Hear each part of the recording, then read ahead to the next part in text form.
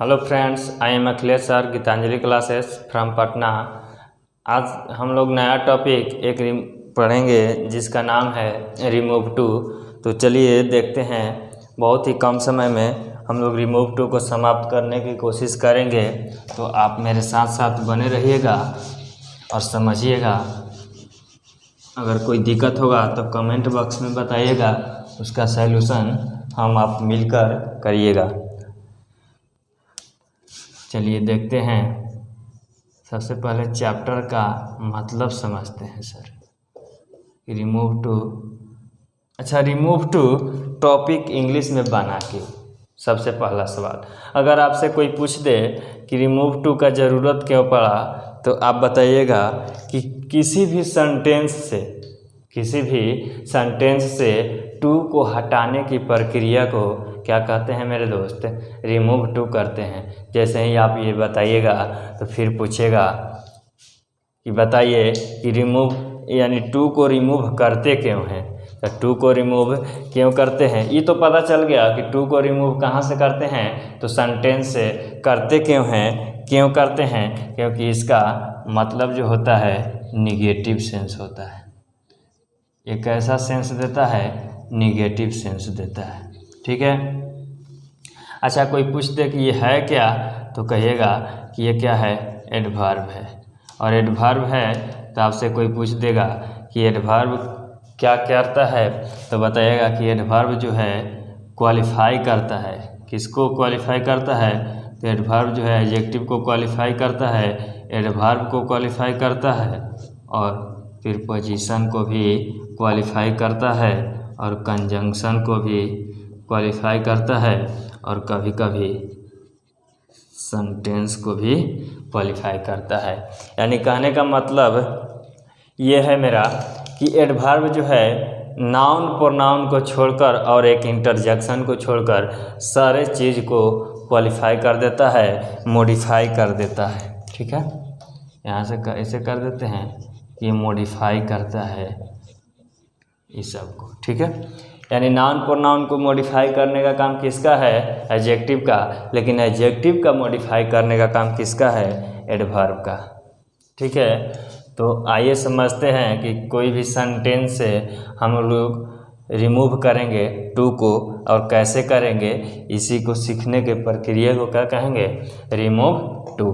सबसे पहले टू से मिलते हैं कि टू का एक्चुअल में मतलब क्या होता है। इस टॉप ऊपर डाल देते हैं।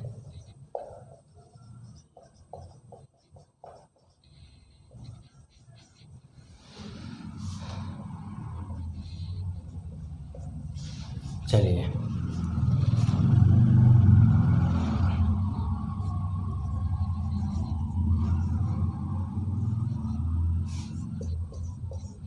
टू के बारे में थोड़ा सा जान जाएंगे कि टू का मतलब होता है भी, और टू का मतलब होता है आवश्यकता से अधिक। जब एक ही व्यक्ति का दो नेचर होता है, जब एक ही वर्ड का दो मतलब होता है, तो उस वर्ड को समझना बहुत ज़रूरी हो जाता है, आपके लिए और मेरे लिए भी। ठीक है, तो आइए इसका मतलब कब भी होगा और इसका मतलब कब आवश्यकता से अधिक होगा। देखिए, जब प्रोनाउन के बाद टू आया हुआ है तो आप समझ जाइएगा कि इसका मतलब क्या है मेरे दोस्त? भी। और जब वर्ब के बाद टू आया हुआ है तो आप समझ जाइएगा कि इसका मतलब क्या है? आवश्यकता से अधिक। आइए एग्जाम्पल के थ्रू देखते हैं कैसे हुआ। जैसे आप सुने होंगे या अभी तक नहीं सुने होंगे, आगे सुनिएगा कि कोई आपसे बोला या बोली कि आई लव यू, तो आप इधर से जवाब देते हैं, रिप्लाई करते हैं आई लव यू क्या? टू। ठीक है, वो TW वाला टू वाला नहीं कहिएगा, नहीं तो समझ जाएगा कि दो से का प्यार करता है। ठीक है, तो आप यहाँ देखिए, वो एक बोलता है कि आई लव यू, मैं आपसे प्यार करता हूँ, तो आप इधर से जवाब देते हैं कि आई लव यू टू, मैं भी आपसे प्यार करता हूँ या करती हूँ। तो यहाँ देखिए यू क्या है, प्रोनाउन, प्रोनाउन के बाद टू आया तो इसका मतलब क्या निकला, भी। लेकिन यहाँ कह दे कि आई लव, ऐसे कह दे कि आई एम टू लव, यानी इसका मतलब क्या हुआ कि मैं आवश्यकता से अधिक प्यार करता हूँ, मैं आवश्यकता से अधिक प्यार करता हूँ, इतना कि कभी कभी नहीं दिखती है या नहीं दिखता है तो हाथवे काट लेता। तो प्यार करना गलत बात नहीं था, लेकिन ये जो हाथवा काटने वाला प्रक्रिया है ये क्या है, खतरनाक है। ये हुआ किसके वजह से, तो ये हुआ किसके वजह से, आप लोग सोच रहे होंगे कि वो लड़कवा की वजह से। वो अलग बात है कि लड़का खतरनाक है, लेकिन इस सेंटेंस में टू खतरनाक है। ये टू के वजह से क्या हो रहा है कि नहीं मिलने के बाद वो हाथ हुथ कटना स्टार्ट करता है या करती है, ठीक है। तो क्यों ना इस टू को हटाने का एक विधि बनाया जाए, ताकि वो लड़का भी बच जाए और कंसेप्ट भी बच जाए और एक नया टॉपिक का निर्माण भी हो जाए, जिसको हम एक नाम से जानते हैं, it is known as remove too. यानी कोई भी सेंटेंस से टू के हटाने की प्रक्रिया को क्या कहते हैं, रिमूव टू कहते हैं, ठीक है। दूसरा पॉइंट क्या होगा कि ये जो रिमूव टू है इसका परिभाषा क्या होगा, तो परिभाषा के बात करें तो परिभाषा हो जाएगा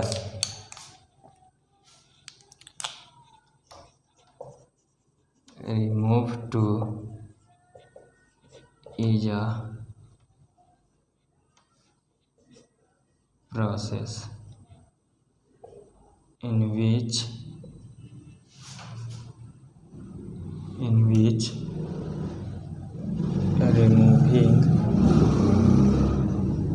of टू, यानी रिमूव टू एक अपने आप में प्रोसेस है जिसमें से रिमूविंग करते हैं, हटाते हैं किसको, टू को, कहाँ से, in a sentence, from a sentence, एक सेंटेंस से, उसी को क्या कहते हैं, रिमूव टू। एग्जाम्पल के लिए कह देते हैं कि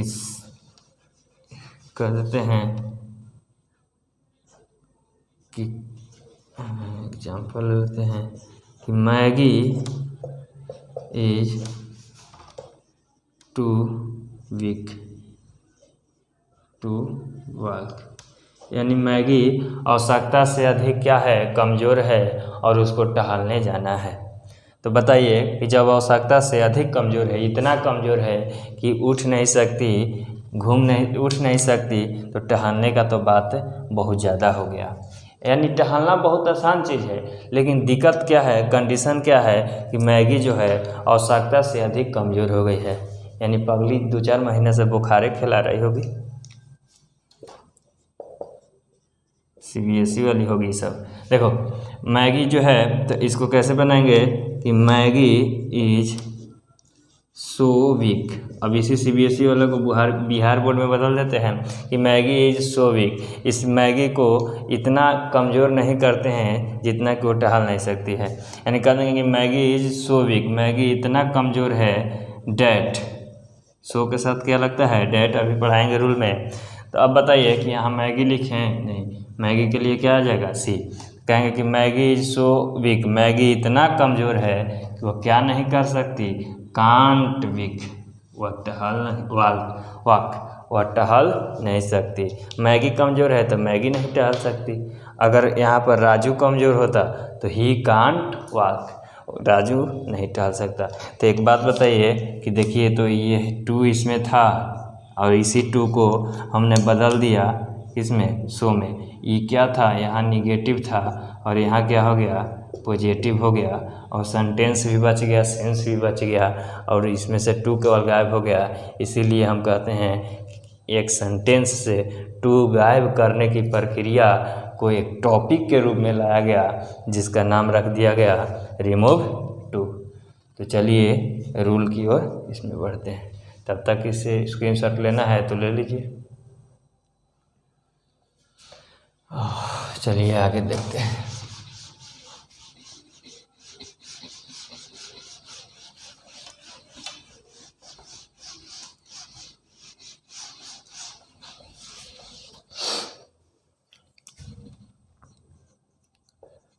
पॉइंट 1 देखिएगा, पॉइंट 1 में एक होगा आपके सामने सब्जेक्ट और एक होगा वर्ब और इसके बाद ही आएगा टू। क्यों? पीछे बताए थे कि वर्ब के बाद ही टू आएगा, तो इसका मतलब होता है आवश्यकता से अधिक। प्रोनाउन के बाद आ जाएगा तो हो जाएगा भी, तो उससे हम हटा के क्या फ़ायदा। और इसके बाद अगर ये टू है तो एडवर्ब है, एडवर्ब है तो एडजेक्टिव को क्वालिफाई कर देगा और एडवर्ब को भी क्वालिफाई कर देगा। और इसके बाद आएगा टू और एक आ जाएगा V1। तो इसमें से इसको गायब करना है, इस टू को क्या करना है, हटाना है, यानी इसको गायब करना है। तो इसीलिए हमें गायब करने की प्रोसेस अपनाते हैं और पॉजिटिव भी बना देंगे। तो कहेंगे कि सब्जेक्ट वर्ब और इस टू को क्या करेंगे, सो में बदल देंगे। ठीक है, और सो में बदलने के साथ साथ क्या करेंगे, अगर यहाँ पर एडजेक्टिव होगा तो एडजेक्टिव दे देंगे, अगर एडवर्ब होगा तो एडवर्ब दे देंगे। और सो अपने साथ क्या लेता है, हमेशा टू लेता है। और इसके बाद देखिए फिर से ये सब्जेक्ट रिपीट करेंगे और सब्जेक्ट रिपीट करने के बाद कांट लिखेंगे, नहीं तो कुडंट लिखेंगे और उसके बाद दे देंगे V1। ठीक है, अब देखिए कांट कब लिखेंगे सर, कुडंट कब लिखेंगे सर। तो अब आइए, कांट और कुडंट डिपेंड करता है वर्ब पे। वर्ब जो है, वर्ब ही टेंस होता है। आगे जब टेंस पढ़ाएंगे तो उसमें मिलेंगे बहुत अच्छे तरीके से कि यहाँ पर वर्ब अगर प्रेजेंट होगा तो वहाँ पर कांट होगा, अगर वर्ब पास्ट होगा तो वहाँ पर बहुत बढ़िया कुडंट हो जाएगा। ठीक है, आइए एग्जाम्पल समझते हैं सर। थोड़ा सा इसको हटाते हैं।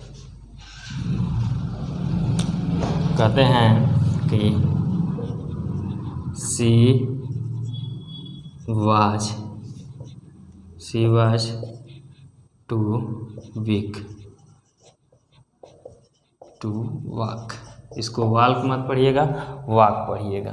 ठीक है, तो यहाँ बनाएंगे कि शी वाज सो वीक, वह इतना कमज़ोर थी कि वह सी, अब बताइए क्या कहना सही होगा, कुडंट। क्यों? क्योंकि वाज है, कुडंट वॉक, कि वह टहल नहीं सकती। ठीक है, और एक प्रेजेंट से बना लेते हैं तो कह देंगे कि मैगी, अभी बनाए थे, Maggi is too hot, Maggi इतना हॉट, घबराइएगा, Maggi is too lazy to run. Maggi आवश्यकता से अधिक क्या है, आलसी, और उसको क्या करना है, दौड़ने जाना है। तो आलसी है तो दौड़ने कैसे जाएगी, आवश्यकता से अधिक आलसी है। देखिए तो कह देंगे Maggi is so lazy, Maggi इतना आलसी है कि मैगी के लिए सी, अब यहाँ प्रेजेंट है तो हो जाएगा कांट रन। वो इतना लेजी है, आलसी है कि वो दौड़ नहीं सकती, रन नहीं कर सकती। इतना स्क्रीनशॉट ले लीजिए, पहला रूल हो गया। अब बनाइएगा, प्रैक्टिस करिएगा, कोई भी बुक से बनाइए, सब बन जाएगा।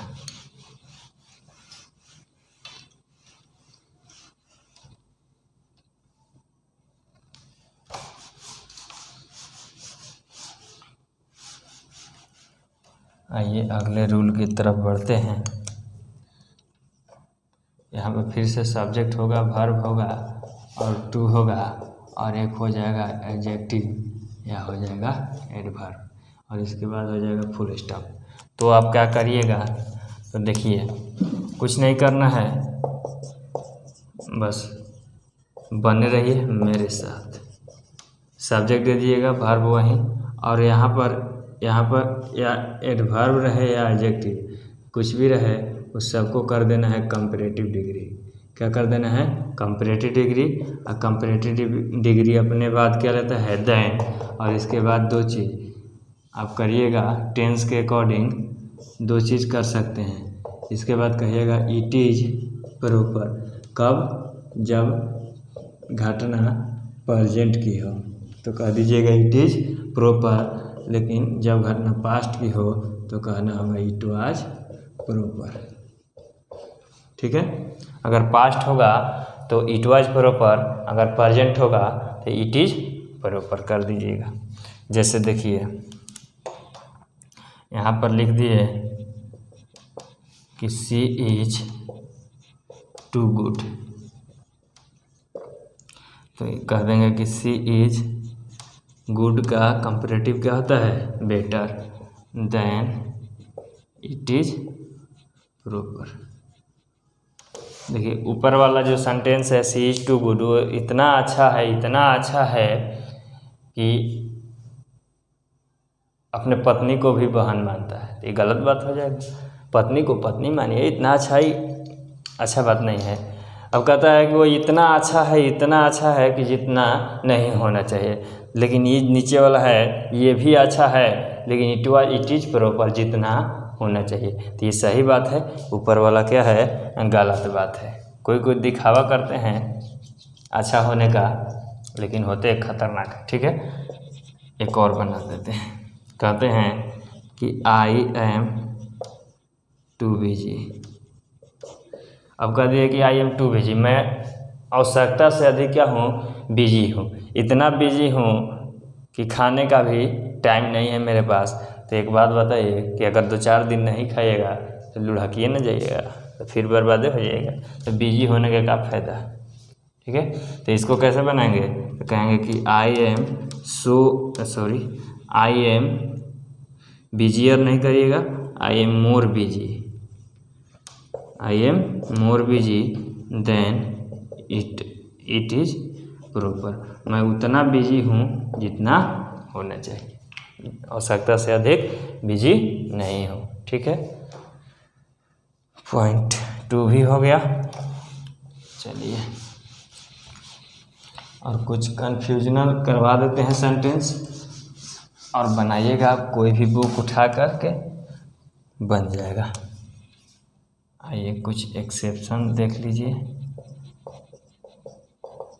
हर चीज़ में एक अपवाद होता है, ये अपवाद नहीं है, थोड़ा सा कंसेप्चुअल है, समझ जाइएगा। The tree is too high to climb. कहता है कि पेड़ आवश्यकता से अधिक ऊंचा है और उस पर क्या करना है, चढ़ना है। तो आप कैसे बनाइएगा, तो कहिएगा कि सर अब बताएं कि द ट्री इज टू को बदल दिए सो में, और यहाँ कर दिए हाई और डैट कर दिए, और पेड़ के लिए कर दिए इट, और कर दिए कांट, और कर दिए क्लाइम। देखिए अगर ऐसे सोच रहे हैं तो भाई साहब आप गलती सोच रहे हैं। क्यों, देखिए इसका हिंदी पढ़िएगा आपका माथा गड़बड़ा जाएगा। कह रहा है कि the tree is so high, पेड़ इतना ऊंचा है कि पेड़ पर नहीं चढ़ सकता। ऐसा कोई बात होता है कि पेड़ ऊंचा है तो पेड़ पर नहीं चढ़ सकता, नहीं सर। ये कहिए कि पेड़ ऊंचा है तो इस ऊंचाई का प्रभाव पेड़ पर नहीं हम लोगों पर पड़ेगा। तो कहेंगे कि एनीवन कांट क्लाइम, कोई नहीं चढ़ सकता। बस इतना ही कंसेप्ट था। इसको आप ऐसे भी बना सकते हैं, नो वन से भी कहिएगा कि नो वन, तो नो वन कहिएगा तो कांट नहीं कहना होगा, काइन केवल कहना होगा। क्यों, क्योंकि नो वन अपने आप में क्या होता है, निगेटिव होता है। चलिए तो एक बना लिए और एक दे देते हैं, ट्राई करिएगा। कह देते हैं कि ice is too cold to drink. इसको आप घर पे ट्राई करिएगा और बनाइएगा, और कमेंट सेक्शन में बना कर डाल दीजिएगा, हम ज़रूर चेक करेंगे। तब तक के लिए जय Hind, thanks watching the video.